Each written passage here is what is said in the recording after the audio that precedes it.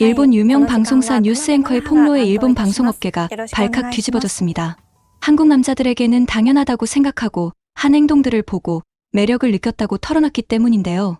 특히 일본 기성세대들은 모독감을 느꼈다며 거세게 반발하고 나왔는데요. 우익 세력들은 매국노라는 표현까지 써가며 방송국에 항의 전화를 쏟아부었다고 합니다. 대체 무슨 사연이 벌어진 건지 오늘의 사연 시작하겠습니다. 안녕하세요. 저는 도쿄의 아사히 방송국에서 메인 뉴스를 진행하고 있는 미야자키 나나입니다. 저희 가족은 일본에서 꽤 알려진 방송인 집안이었어요. 아버지는 전 NHK 사장이었고 어머니는 유명한 라디오 진행자였습니다. 그런 집안에서 자란 저는 자연스럽게 방송계에 발을 들여놓게 되었죠. 처음 방송국에 입사했을 때는 정말 설렜어요. 어릴 때부터 꿈꿔왔던 뉴스 앵커가 되는 것이었으니까요. 하지만 현실은 생각과 달랐습니다. 일본 방송계의 남자들은 정말 답답했어요. 겉으로는 신사인 척하지만 속으로는 여자를 얕잡아보고 있었거든요. 특히 저희 방송국의 남자 선배들은 최악이었습니다. 회의 시간에 제가 의견을 말하면 여자가 무슨 정치 얘기냐고 비웃었어요. 심지어 카메라 앞에서는 예쁘게 웃기만 하면 된다고 말하는 사람도 있었습니다. 정말 기가 막혔죠. 제가 처음 메인 뉴스 앵커로 발탁되었을 때도 마찬가지였어요. 다른 남자 동료들은 집안 배경 때문에 선발된 거라고 수군거리고 있었습니다.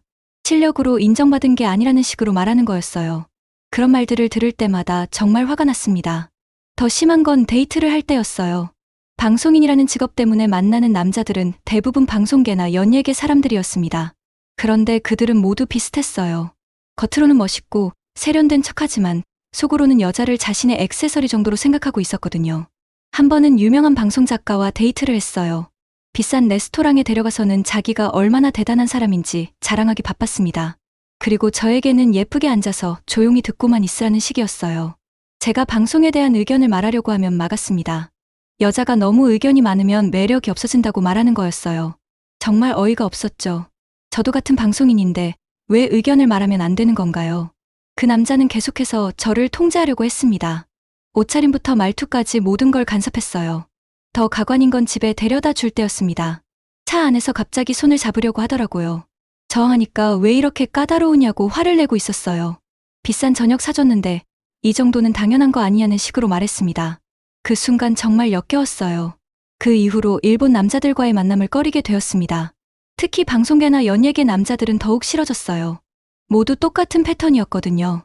돈과 지위로 여자를 사려고 하고 여자의 의견은 무시하면서 자신만 중요하게 생각하는 거였어요. 회사에서도 마찬가지였습니다. 남자 후배들이 들어와도 저보다 빨리 승진하는 경우가 많았어요. 여자는 어차피 결혼하면 그만둘 텐데 왜 중요한 일을 맡기냐는 식이었습니다. 정말 답답하고 화가 났어요. 그러던 어느 날 회사에서 한국 취재 출장을 가게 되었습니다. 한일 문화 교류에 관한 특집 방송을 준비하는 일이었어요. 처음에는 그냥 일반적인 출장이라고 생각했습니다.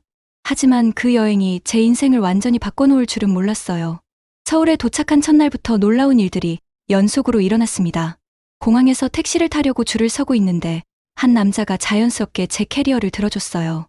전혀 어색하지 않게 도와주는 모습이 정말 인상적이었습니다. 일본에서라면 상상할 수 없는 일이었어요. 특히 제가 외국인이라는 게 분명히 보였는데도 말이죠. 그 남자는 특별히 잘생기지도 않았고 비싼 옷을 입지도 않았어요. 그냥 평범한 회사원 같아 보였습니다.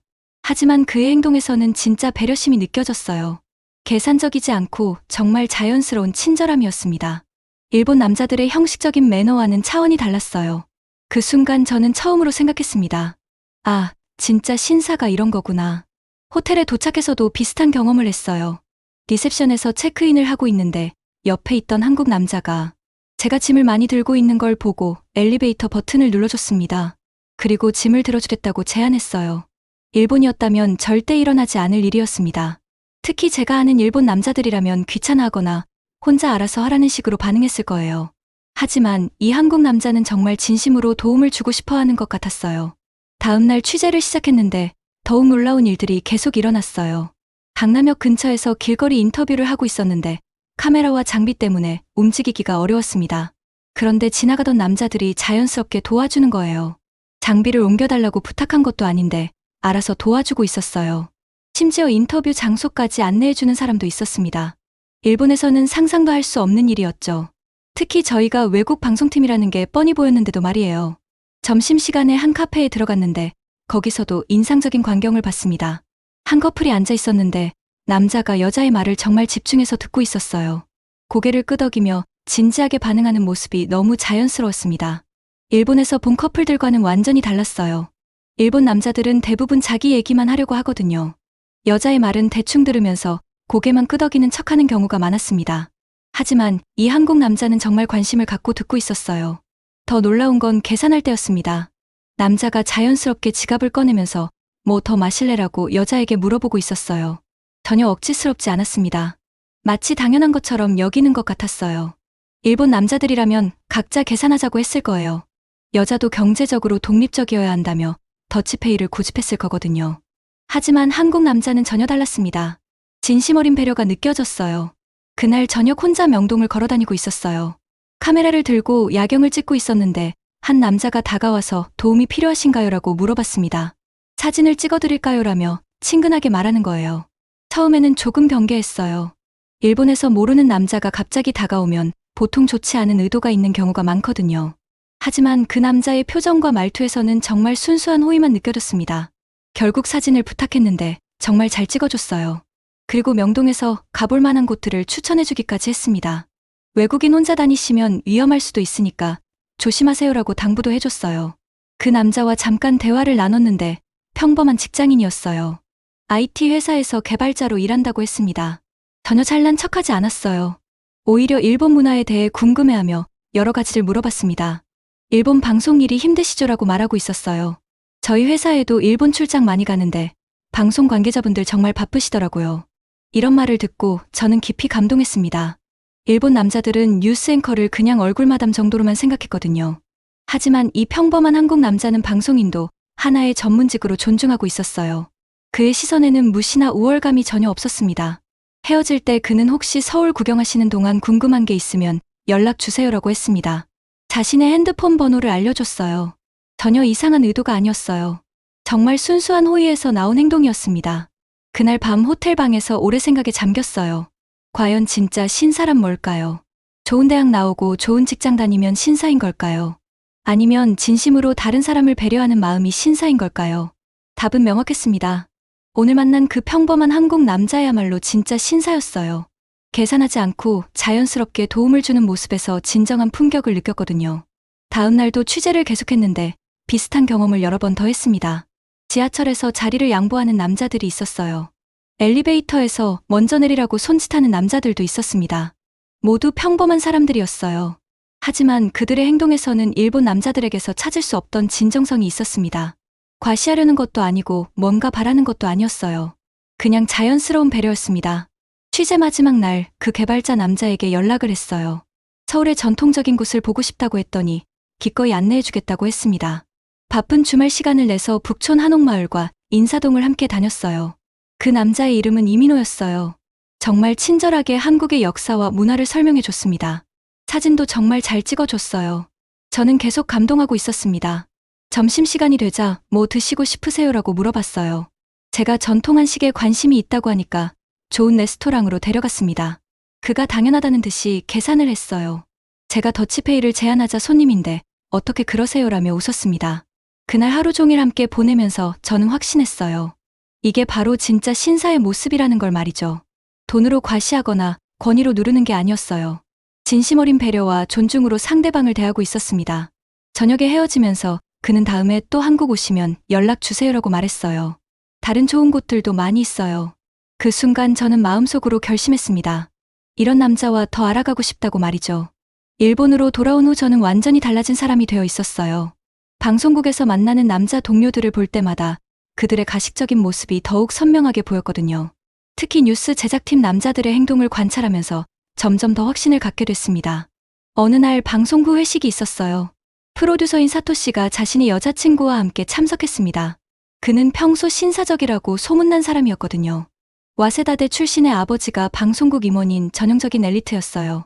하지만 그날 밤 그의 진짜 모습을 보게 됐습니다.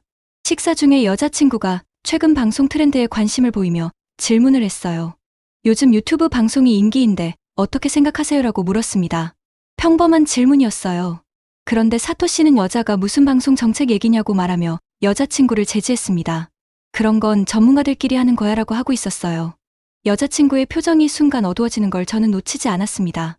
더 가관인 건 여자친구가 디저트를 주문하려 하자 요즘 살이 쪘다고 말했어요. 방송인은 관리가 중요한 거 아니야라며 주문을 막았습니다. 모든 사람이 보는 앞에서 여자친구를 그렇게 대하고 있었어요. 이런 모습을 보며 저는 소름이 돋았습니다. 이게 일본 엘리트 남자들이 말하는 신사도인가요? 정말 역겨웠어요. 한국에서 만난 그 평범한 남자 민호 씨와는 천지 차이였습니다. 집에 돌아가는 길에 여자친구와 잠깐 대화할 기회가 있었어요. 그녀는 저 사람이 평소에는 안 그래요라고 변명했습니다. 하지만 그녀의 눈에서는 깊은 상처가 느껴졌어요. 결혼하면 더 좋아질 거예요라고 말하는 그녀에게서 과거의 저 자신을 보는 것 같았습니다. 얼마나 많은 일본 여자들이 이런 식으로 자신을 속이며 살고 있을까요? 정말 안타까웠어요. 그 일이 있고 며칠 후에 부모님이 좋은 사람이 있다며 맞선을 주선했습니다. 상대방은 후지TV 프로듀서 아들이었어요. 명문대 출신의 집안도 좋다고 자랑하고 있었습니다. 하지만 만나자마자 실망했어요. 그는 계속해서 자신의 학벌과 가문을 자랑했습니다. 그리고 저에게는 방송인이면 예쁘게 웃는 게 제일 중요하다고 말했어요. 너무 똑똑해 보이면 시청자들이 부담스러워한다는 거였어요. 제가 뉴스 제작에 대한 의견을 말하려고 하자 여자가 너무 의견이 많으면 매력이 없어진다고 했습니다. 결혼하면 어차피 방송은 그만둘 텐데 왜 그렇게 열심히 하냐고 비아냥거렸어요. 저는 더 이상 참을 수 없었습니다. 그런 식으로 생각하는 사람과는 만날 수 없다고 단호하게 말했어요. 하지만 그는 여자가 너무 까다로우면 안 된다며 제게 화를 내고 있었습니다. 그날 저녁 집에 돌아와서 민호 씨에게 메시지를 보냈어요. 안녕하세요. 서울에서 도움 주셔서 정말 고마웠어요. 혹시 시간 되실 때 전화 통화 가능할까요? 라고 했습니다. 곧 답장이 왔어요. 물론이죠. 언제든지 편한 시간에 연락 주세요. 그의 따뜻한 답변을 보고 저는 마음이 한결 가벼워졌습니다. 정말 다른 사람이구나 싶었어요. 그날 밤 처음으로 국제 전화를 했어요. 민호 씨의 목소리는 전화로 들어도 따뜻했습니다. 일본에서 방송 일은 어떠세요라고 안부를 물어왔어요. 제가 요즘 고민이 많다고 하니까 진심으로 걱정해주는 것 같았어요. 몇 달 동안 민호 씨와 꾸준히 연락을 주고받았어요. 매일 밤 영상통화를 하면서 서로의 일상을 나누었습니다. 그는 정말 다른 남자였어요. 제가 방송에서 힘든 일이 있었다고 하면 진심으로 들어주고 위로해줬습니다. 특히 감동적이었던 건 그가 일본어를 배우기 시작한 거였어요. 나나 씨와 더 많은 이야기를 나누고 싶어서요라고 말하고 있었습니다. 언젠가는 일본에도 가보고 싶고요. 이런 모습에서 저는 그의 진짜 마음을 느꼈어요. 하지만 주변의 압박은 점점 심해졌습니다. 부모님은 계속해서 좋은 집안 남자들을 소개해 주려 했어요. 방송국에서도 동료들이 왜 아직도 혼자냐며 걱정하는 척했습니다. 더 힘든 건 일본 사회의 분위기였어요. 뉴스 앵커라는 직업 때문에 항상 모범적인 모습을 보여야 했거든요. 특히 결혼 문제에서는 더욱 보수적인 선택을 하길 바라는 시선들이 많았습니다.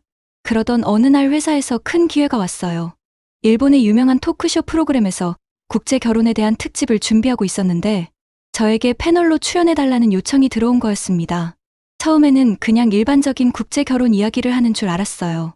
하지만 제작진과 사전 미팅을 하면서 알게 된 건 이 프로그램이 꽤 파격적인 주제들을 다룬다는 거였습니다. 프로듀서는 요즘 젊은 일본 여성들이 한국 문화에 관심이 많아지고 있는데 실제로 국제 결혼을 고려하는 사람도 있는지 궁금하다고 했어요. 특히 방송인 같은 공인의 솔직한 의견을 듣고 싶다는 거였습니다. 그 순간 저는 기회라는 생각이 들었어요. 지금까지 속으로만 생각해왔던 것들을 공개적으로 말할 수 있는 기회 말이에요. 혹시 저와 같은 고민을 하는 일본 여성들에게 도움이 될 수도 있겠다는 생각도 했습니다. 방송 전날 밤 민호 씨와 통화했어요. 내일 중요한 방송이 있다고 말했더니 파이팅이라고 응원해줬습니다. 나나 씨라면 잘할 수 있을 거예요라며 자신감을 불어넣어줬어요. 그리고 저도 일본어 공부 열심히 하고 있어요라고 말했습니다. 언젠가 나나 씨 부모님께도 인사드리고 싶거든요. 이런 말을 들으니까 마음이 따뜻해졌어요. 정말 진심으로 저를 생각해주고 있다는 게 느껴졌거든요. 다음날 스튜디오에 도착했을 때 저는 이미 각오를 단단히 했어요. 다른 패널들은 대부분 안전한 발언들을 준비해 온 것 같았습니다. 하지만 저는 달랐어요. 진짜 경험한 것, 진짜 느낀 것을 말할 생각이었습니다. 방송이 시작되고 진행자가 국제 결혼에 대한 견해를 묻기 시작했어요. 다른 패널들은 문화 차이의 어려움이나 언어 장벽 같은 일반적인 얘기들을 했습니다. 그런데 저에게 차례가 돌아왔을 때는 분위기가 달라졌어요. 미야자키 씨는 뉴스 앵커로서 많은 사람들을 만나보셨을 텐데 국제 결혼에 대해 어떻게 생각하시나요? 라는 질문이 들어왔습니다. 저는 잠깐 숨을 고르고 답했어요. 네, 저는 실제로 한국 남자와의 결혼을 진지하게 고려하고 있습니다. 스튜디오가 순간 조용해졌습니다. 뉴스 앵커가 한국 남자와의 결혼을 언급한 거였거든요. 왜 한국 남자인가요? 라는 추가 질문에 저는 준비해온 답변을 했어요. 한국의 평범한 남자가 일본 상류층 남자보다 100배 좋기 때문입니다. 이 말과 함께 스튜디오는 완전히 술렁이기 시작했어요. 하지만 저는 멈추지 않았습니다. 실제 경험을 바탕으로 말씀드리겠습니다. 저는 서울 취재 중에 한국의 평범한 직장인이 자연스럽게 도움을 주는 걸 경험했어요. 이건 단순한 매너가 아니었습니다. 진짜 배려심이었어요. 하지만 일본 남자들도 매너가 좋지 않나요? 라는 패널의 반박에 저는 단호하게 답했습니다. 겉으로는 그래 보이지만 실상은 다릅니다. 일본 상류층 남자들의 매너는 형식적이고 계산적이에요. 여자를 동등한 파트너가 아닌 소유물로 생각하는 경우가 많습니다. 스튜디오의 분위기가 점점 긴장되어 갔어요. 하지만 저는 계속했습니다. 예를 들어 한국 남자는 데이트 비용을 자연스럽게 지불하면서 상대방을 배려해요. 하지만 일본 상류층 남자들은 비싼 레스토랑에 데려가는 것으로 자신의 경제력을 과시할 뿐입니다. 그렇다면 일본 남자들의 어떤 점이 문제라고 생각하시나요? 라는 직접적인 질문이 들어왔습니다. 저는 이 순간을 기다렸어요. 여자의 의견을 무시하고 여자를 하나의 액세서리로 생각해요. 특히 방송계에서 일하면서 많이 경험했는데 남자들은 여자가 전문적인 의견을 말하면 불편해합니다. 여자는 예쁘게 웃기만 하면 된다는 식으로 생각하는 거예요. 패널 중 한 명이 너무 일반화하는 것 아니냐고 반박했지만 저는 구체적인 사례를 들었어요. 저희 방송국의 한 프로듀서는 여자친구에게 공개석상에서 다이어트하라고 말합니다. 여자가 방송 정책에 대해 질문하면 그런 건 전문가들끼리 하는 거라고 무시해요. 이게 신사적인 모습인가요? 이 발언 후 스튜디오는 완전히 술렁였습니다. 뉴스 앵커가 일본 남자들을 공개적으로 비판한 거였거든요. MC가 상황을 정리하려 했지만 저는 더 중요한 이야기를 해야 했어요. 저는 무조건 한국 남자와 결혼할 겁니다. 그들에게서 진짜 신사의 모습을 봤거든요.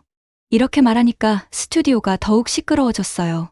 무조건이라는 표현이 너무 강한 것 같은데요 라는 지적에 저는 단언했습니다. 무조건입니다. 한국 남자들은 여자를 동등한 파트너로 대해줘요. 진짜 배려와 존중이 뭔지 알고 있어요. 일본 상류층 남자들과는 차원이 다릅니다. 방송이 끝나고 대기실에서 스태프들의 표정을 보니 제 발언이 얼마나 파격적이었는지 알 수 있었어요. 프로듀서는 정말 이대로 방송해도 될까요? 라고 조심스럽게 물었습니다. 저는 물론입니다. 이건 제 진심입니다라고 답했어요. 방송이 나간 후 반응은 폭발적이었습니다. 일본 전국이 들썩였어요. 뉴스 앵커가 일본 상류층 남자들을 공개적으로 비판하고 한국 남자와의 결혼 의지를 밝힌 거였거든요. SNS는 완전히 난리가 났어요. 뉴스 프로그램들도 긴급히 이슈를 다뤘습니다. 반응은 크게 두 갈래로 나뉘었어요. 한쪽에서는 용기 있는 발언이다라는 지지 반응이 쏟아졌습니다. 일본 남자들이 반성해야 한다는 목소리도 많았어요. 특히 20대, 30대 일본 여자들 사이에서는 드디어 누군가 진실을 말해줬다는 반응이 많았습니다. 저와 같은 고민을 하고 있었던 거예요. 하지만 다른 한쪽에서는 격렬한 비판이 쏟아졌어요. 일본 방송계와 기성세대 남자들은 배신자라며 맹비난했습니다. 일본을 모독했다는 식으로 말하고 있었어요. 심지어 우익 세력들은 매국노라는 표현까지 썼어요. 방송국에도 항해 전화가 빗발쳤습니다. 미야자키 앵커를 당장 교체하라는 요구들이 쏟아졌어요. 더 놀라운 건 한국에서의 반응이었습니다. 한국 뉴스에서도 이 이야기가 크게 보도됐고 한국 남자들 사이에서는 일본 여자가 우리를 이렇게 평가해 주다니라며 긍정적인 반응이 많았어요. 일본 여자들 사이에서는 한국 남자와 결혼하고 싶다는 댓글들이 급증했습니다. 한국어 학원 문의도 폭주했다고 하더라고요. 정말 예상하지 못한 일이었어요. 그 다음 날부터 제게는 수많은 인터뷰 요청이 들어왔어요. 신문, 잡지, 라디오, 인터넷 방송까지 모두가 제 이야기를 더 자세히 듣고 싶어 했습니다. 저는 가능한 한 많은 매체와 인터뷰하며 제 경험을 구체적으로 전했어요. 한국 남자들의 어떤 점이 가장 좋았나요? 라는 질문에 저는 답했습니다. 진정성이에요. 과시하거나 계산하지 않고 진심에서 우러나는 배려를 해줘요. 특히 여성 잡지와의 인터뷰에서 저는 더 솔직하게 말했어요. 일본 상류층 남자들은 여자에게 예쁘게 웃어라, 말은 적게 해라, 남자를 치켜 세워달라고 요구해요. 하지만 한국 남자들은 여자의 의견을 듣고 존중해줍니다. 제 발언은 계속해서 파장을 일으켰어요. 특히 100배 좋다는 표현과 무조건 한국 남자와 결혼이라는 말은 유행어처럼 번졌습니다. 일본 여자들 사이에서는 미야자키 신드롬이라는 말까지 생겨났어요. 방송 이후 며칠이 지나자 예상했던 역풍이 본격적으로 시작됐습니다. 가장 먼저 반응한 건 방송국이었어요. 임원진에서 저를 불러 방송국 이미지에 악영향을 미칠 수 있는 발언을 했다며 주의를 줬습니다. 더 심각한 건 가족의 반응이었어요. 아버지는 완전히 분노했습니다. 미야자키 가문의 체면을 땅에 떨어뜨렸다며 당장 모든 언론 인터뷰를 중단하라고 명령했어요. 어머니는 눈물을 흘리며 왜 이런 부끄러운 일을 저질렀냐고 물었습니다. 방송인 집안의 딸이 이런 말을 공개적으로 하다니 이해할 수 없다는 거였어요. 하지만 저는 전혀 후회하지 않았습니다. 오히려 더 많은 일본 여성들이 저와 같은 생각을 하고 있다는 걸 확인할 수 있었어요. 매일 수백 개의 응원 메시지가 쏟아졌거든요. 미야자키 씨 덕분에 용기를 얻었다는 내용들이었습니다. 가장 충격적인 건 할아버지의 반응이었습니다. 전 NHK 회장이셨던 할아버지는 가문의 전통과 명예를 무너뜨렸다며 저를 상속에서 제외하겠다고 선언했어요. 또한 한국 남자와 결혼하면 가족과의 인연을 끊겠다는 최후 통첩까지 내렸습니다. 하지만 이런 압박에도 불구하고 저를 지지하는 목소리들도 많았어요. 특히 20대, 30대 일본 여자들로부터 쏟아지는 응원 메시지들이 저에게 큰 힘이 됐습니다. 더 놀라운 건 민호 씨로부터 연락이 온 거였어요. 그는 일본 뉴스에서 봤는데 많이 힘드시겠어요라고 안부를 물어왔습니다. 괜찮으세요라며 자신 때문에 제가 곤란해진 상황을 걱정해주고 있었어요. 저는 그에게 솔직하게 말했습니다. 힘들긴 하지만 후회하지 않아요. 진실을 말한 거니까요. 그리고 혹시 저와 진지한 관계를 생각해 볼 의향이 있으신지 궁금해요. 이렇게 직접적으로 표현하는 건 일본 여자로서는 매우 파격적인 행동이었어요. 민호 씨의 답변은 따뜻했습니다. 저도 나나 씨에게 호감을 느끼고 있었어요. 하지만 지금 상황이 어려워 보이는데 저 같은 평범한 사람이 괜찮을까요? 그의 이런 겸손한 모습에서 저는 다시 한번 한국 남자들의 진정성을 느꼈어요. 평범하다는 게 오히려 좋아요. 저는 화려한 겉모습보다 진짜 마음이 중요하다고 생각해요라고 답했습니다. 몇 달이 흘렀어요. 그 사이 일본에서는 정말 놀라운 일들이 일어났습니다. 제 발언 이후 한국 남자와 결혼한 일본 여자들이 급증했다는 거예요. 일본 언론들은 이를 미야자키 효과라고 부르기 시작했습니다. 한일 국제결혼 통계에서도 일본 여자와 한국 남자의 결합이 전년 대비 500% 증가했다고 보도됐어요. 한국어 학원들은 수강 신청이 폭주해서 대기자 명단이 몇 달치나 밀렸다고 했습니다. 더욱 놀라운 건 일본 내에서도 변화가 일어나고 있다는 점이었습니다. 젊은 일본 남자들이 자신들의 태도를 반성하기 시작한 거예요. 여성 동등권을 주장하는 목소리도 높아졌습니다. 마침내 저는 가장 중요한 결정을 내렸습니다. 민호 씨와의 결혼을 공식적으로 발표한 거예요. 이 발표는 또다시 일본과 한국 양국에서 엄청난 화제를 불러일으켰습니다. 일본 가족들의 반응은 예상대로였어요. 아버지는 가문의 수치라며 저를 완전히 의절했고 어머니는 정신 차리라며 막판까지 만류했습니다. 하지만 저는 더 이상 흔들리지 않았어요. 몇 달간 민호 씨와 교제하며 확인한 것들이 너무나 많았거든요. 민호 씨는 정말 다른 남자였습니다. 매일 밤 영상통화를 할 때마다 하루 일과를 자세히 물어보고 제가 힘들어하면 진심으로 걱정해줬어요. 일본에서 벌어지는 역풍들에 대해서도 나나 씨가 옳은 일을 한 거예요라며 든든하게 응원해줬습니다. 저는 당신을 지지해요라고 말하고 있었어요. 결혼식 당일 놀라운 일이 일어났습니다. 일본에서 수천 명의 젊은 여자들이 축하 메시지를 보내온 거예요. 미야자키 씨가 용기를 줬어요라는 메시지들이었습니다. 저도 진짜 사랑을 찾을 용기가 생겼어요라고 하고 있었어요. 심지어 결혼식장 밖에는 저를 지지하는 일본 여자들이 직접 와서 축하해 주기도 했습니다. 결혼 후 저는 한국에서 새로운 삶을 시작했어요. 일본 방송국을 그만두고 한국의 한 방송국에서 일하기 시작했습니다. 새로운 환경이었지만 한국 동료들은 저를 따뜻하게 받아들였어요. 무엇보다 민호 씨와의 결혼 생활은 정말 행복했어요. 그는 집안일을 자연스럽게 분담했고 제 의견을 항상 존중해줬습니다. 중요한 결정을 내릴 때도 나나 생각은 어때라고 먼저 물어봤어요. 결혼 1년이 지난 지금 저는 제 선택이 옳았다고 확신합니다. 민호 씨와 함께하는 매일이 행복해요. 그리고 무엇보다 저 같은 경험을 한 일본 여자들이 더 많아지고 있다는 것이 기쁩니다. 진짜 사랑과 존중이 무엇인지 깨닫는 사람들이 늘어나고 있거든요. 이제 일본 여자들 사이에서는 한국어 배우기가 유행이 되었다고 하더라고요. 정말 놀라운 변화였습니다. 저 하나의 용기 있는 발언이 이렇게 많은 사람들에게 영향을 미칠 줄은 몰랐어요.